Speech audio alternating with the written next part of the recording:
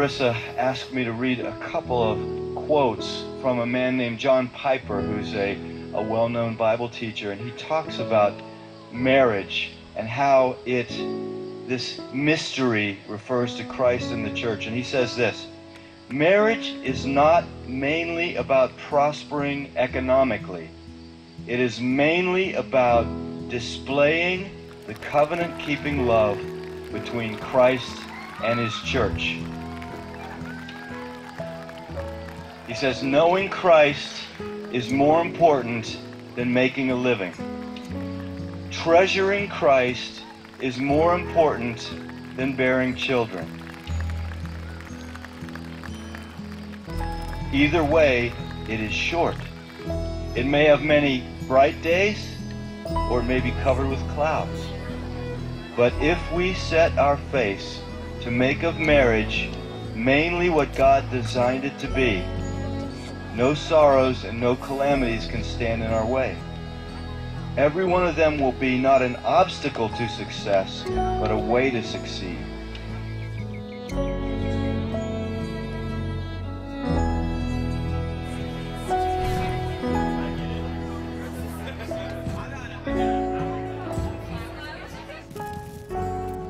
The beauty of the covenant-keeping love between Christ and his church shines brightest when nothing but Christ can sustain it.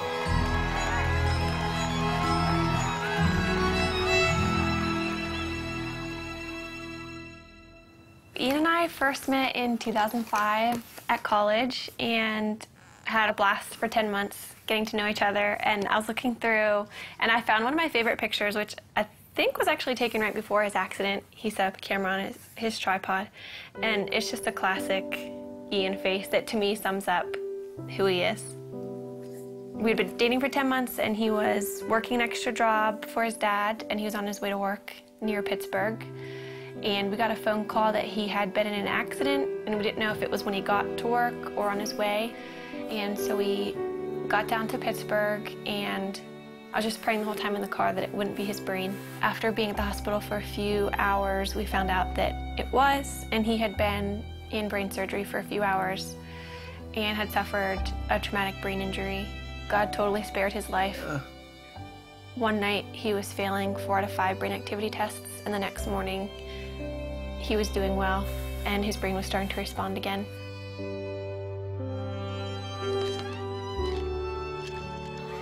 I moved in with his family after the accident, so I was really involved in his therapy and just did whatever I could to make his life fun.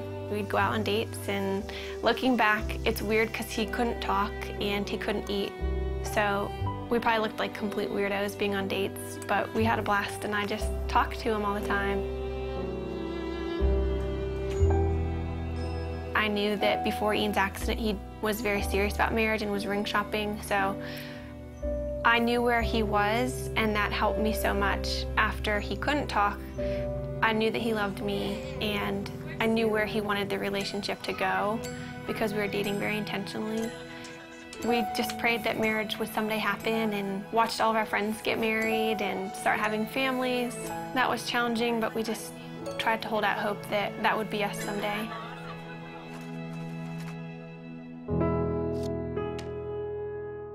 This is our board of gratefulness, and we encourage anybody who comes in to write a note of something that they're thankful for. It could be really small. Mine is just Saturday mornings, and it's just a good way that we've found to be just practicing gratefulness. And Ian, I think half of yours say my wifey, which is pretty cool.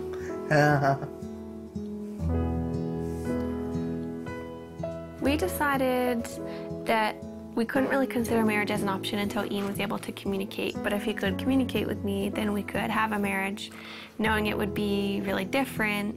But as long as Ian could talk to me, then we could make it work. So once Ian began communicating, it became a little bit more of an option. And then we just kind of watched Ian progress. Hi, husband. Hi, wifey. How are you?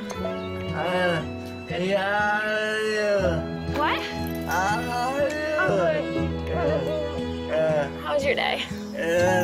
Yes. A conversation I had with his dad, it was one of those conversations where I realized this could happen. Then that August, his dad was diagnosed with brain cancer. And at that point, his dad's biggest concern was Ian and I, and whether or not we were going to get married or step away from our relationship. He wanted us to make a decision to move our lives in some direction. He passed away before he was able to see us get engaged, but that was a huge impetus in why we started to pursue engagement.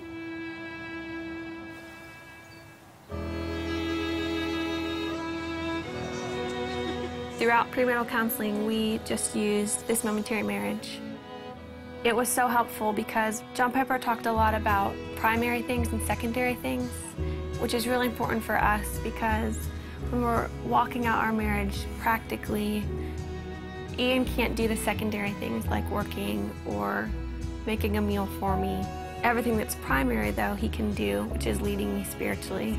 Ian always comes back to the foundational truths of who God is and kind of reels me back in from my emotions, and that's the most important thing. We have two friends that we're going through the book with. I think we've just been able to help them see that maybe the little things that they're excited for about marriage are worth being excited about, but they're not the end all and be all of their marriage. But we also have so much to learn, and we're learning from them and things that they share because our relationships are different and we can glean different things from each other. I think what helped us in deciding to make this commitment to each other, at least for me, is knowing that Ian wouldn't have left me if the roles were reversed, and that we love each other and we know that God's going to be faithful to our marriage. We're able to love each other with, I think, a more Christ-like love because of Ian's disability, and just understand that picture a little bit better than if you were healthy. Yeah. Do you agree? Yes. What about God enables you to have a happy marriage? You know, What? he's awesome. He's awesome. Yeah.